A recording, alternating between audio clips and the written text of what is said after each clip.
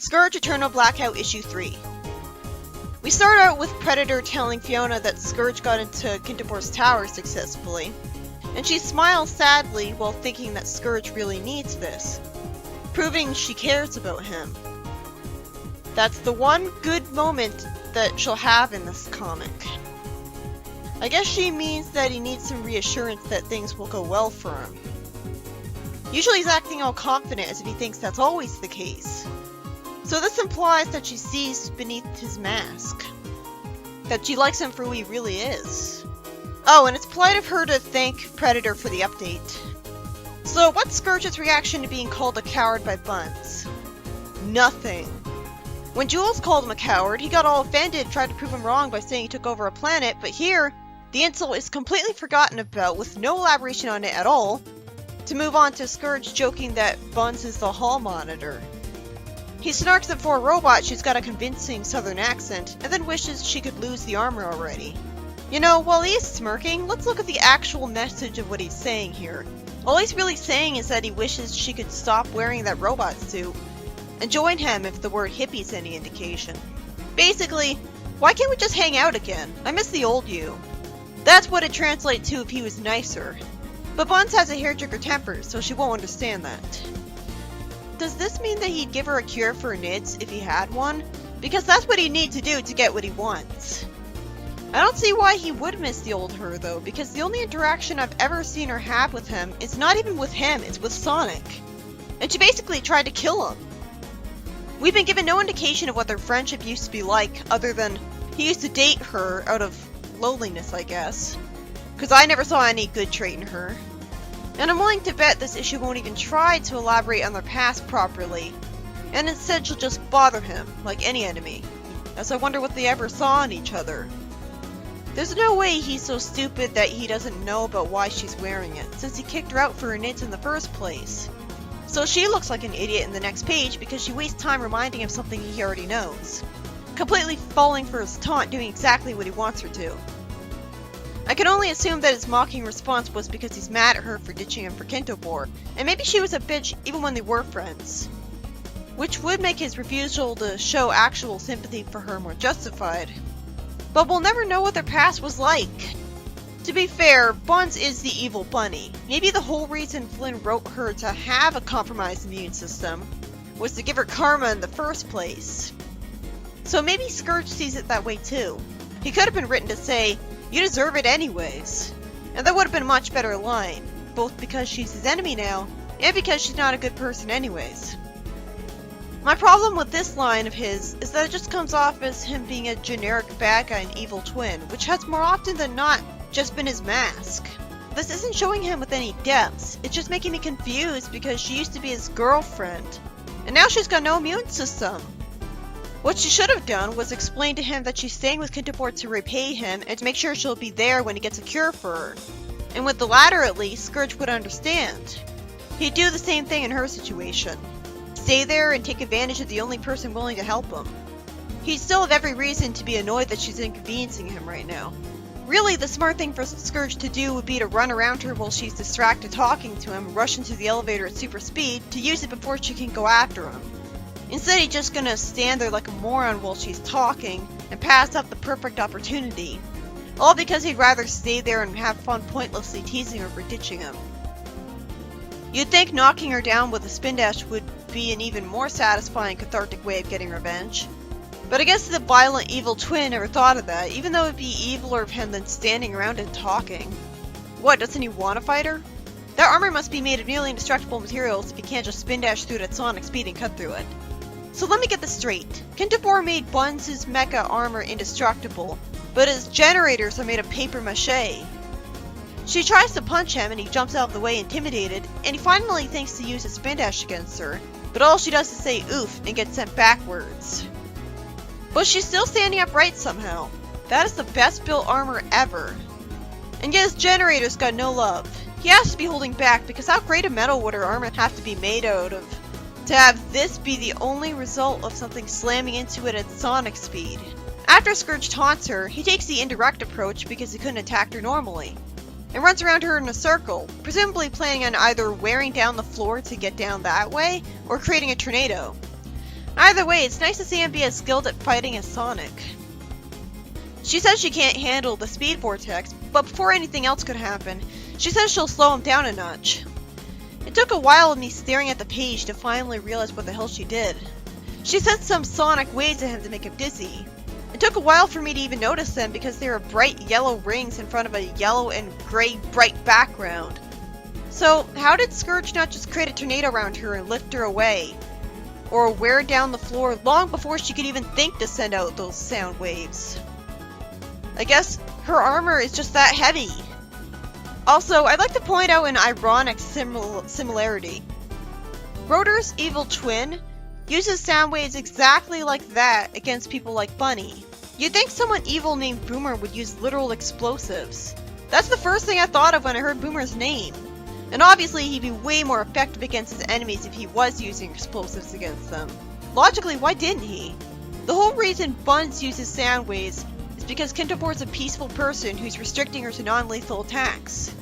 So the only way that evil Rotor using the same technique even remotely makes sense is if he has someone on his team that's got the exact same non-lethal technique sentiment as Kintobor. And the only one I can imagine to be that way is Miles. After all, he's the kid of the team, and thus more innocent and naive than the rest. He's the one who made a deal with the Freedom Fighters with no reluctance at all, and he's biologically identical to Tails, who's supposed to be a sweet kid. Who else would it be? Who else on the team would want to pressure Boomer into using non-lethal sound waves instead of bombs? Evil Sally? Himself? Scourge? Fiona? Definitely not Patch, because he's proudly murdered people. I wish Scourge wasn't too wrapped up in a fight right now to comment on the irony of how she's using the exact same kind of weapon his old teammate used, and Kintobor claims a moral victory because of it. He could have cleared up a few things about why Boomer's restricting himself like that. Like, maybe he told Boomer to do that because he doesn't want his enemies to be beaten too quickly before he can have a satisfying fight with them. Also, I guess Buns needed just as much time to recover from the wind vortex around her metal armor as Scourge, because she could have attacked him while he was standing there talking. I guess the reason she couldn't handle the speed vortex was because the wind was so fast that she couldn't make the mecha move. Because there's no way she'd actually feel the wind from below a mecha suit. She takes until the next panel to try to punch him again. And he dodges her just in time, and she complains about him still being speedy after the dizzy waves hit him.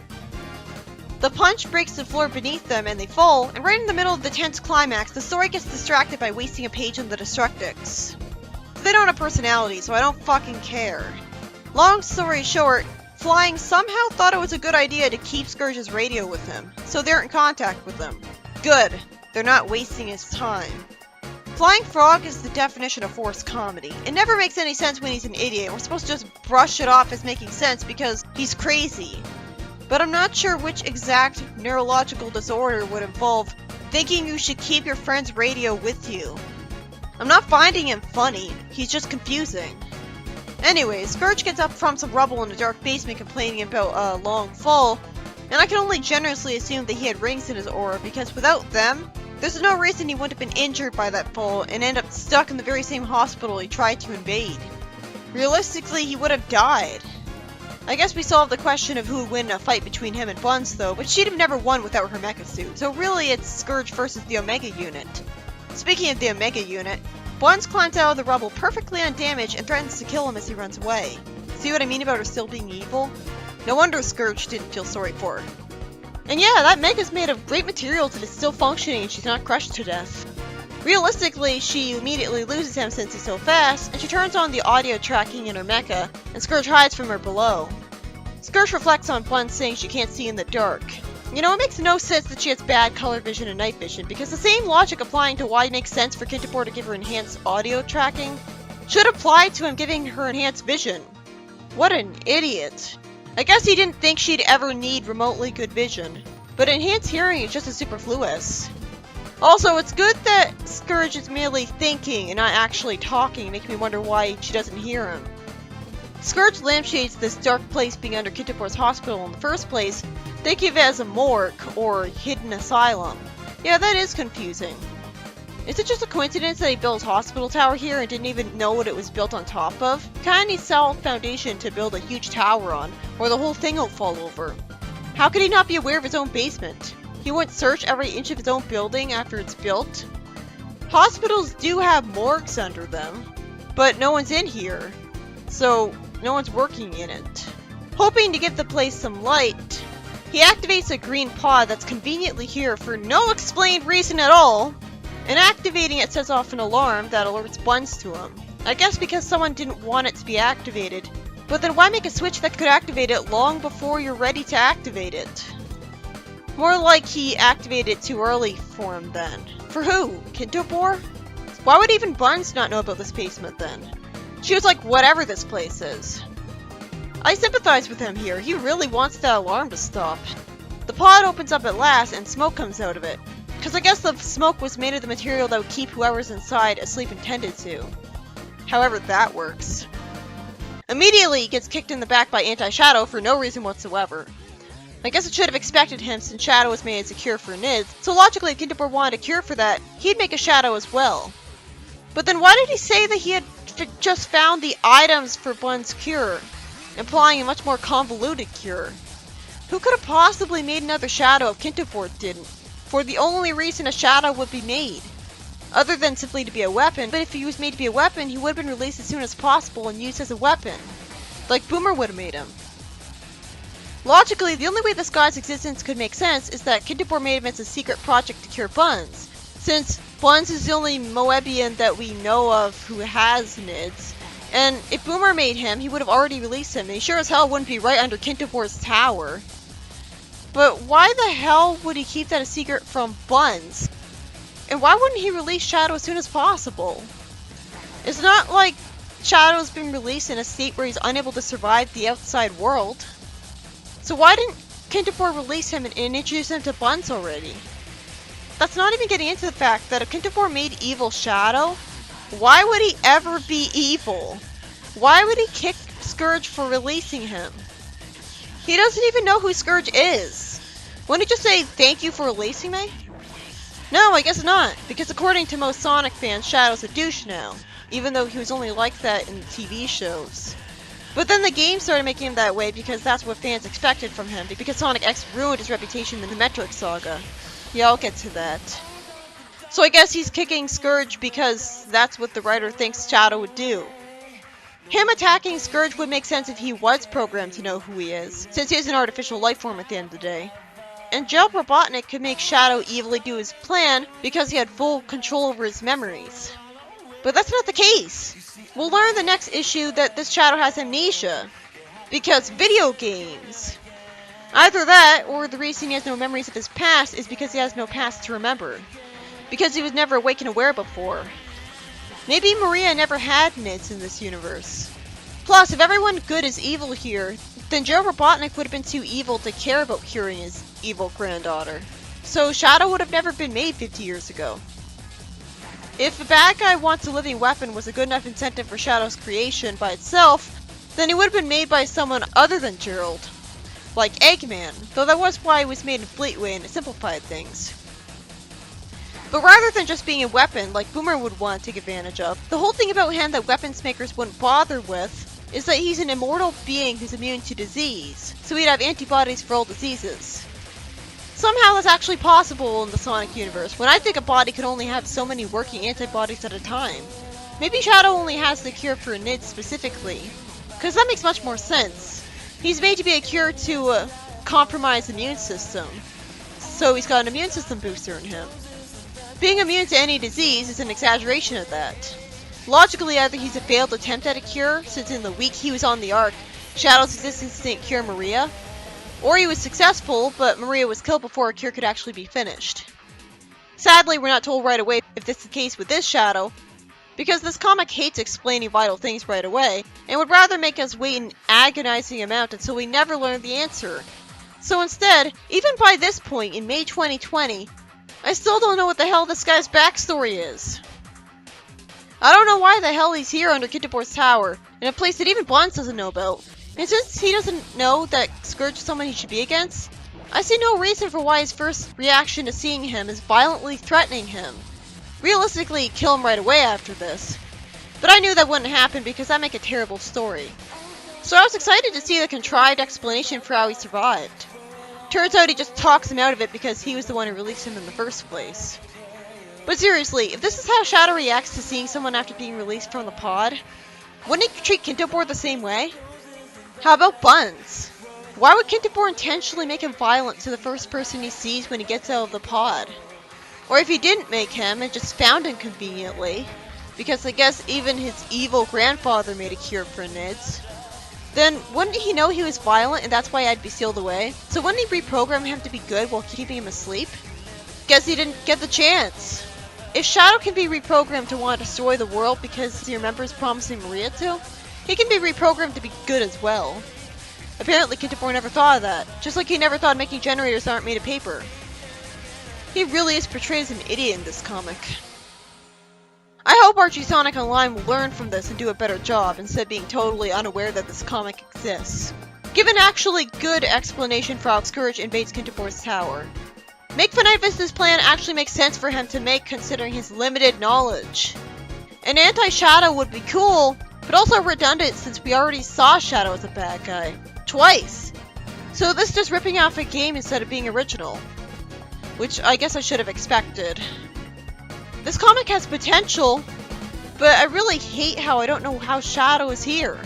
Him having amnesia is just a frustrating cop-out to giving us much needed information, which we could have gotten from Kintobor talking to himself. That's all I really have to say in this story. Scourge runs away from Buns and discovers Anti-Shadow, which is confusing as hell, and because the next issue is paced like shit, we won't learn what he's all about for another year. Wanna know what the next issue is like? It's just Shadow and Scourge walking together and talking. For several pages. That's not an action series, that's a fanfiction. I'd know. Sometimes you write fanfictions just to write a conversation between certain characters.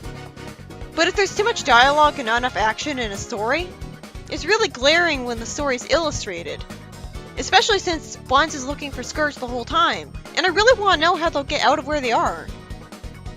And where they're going.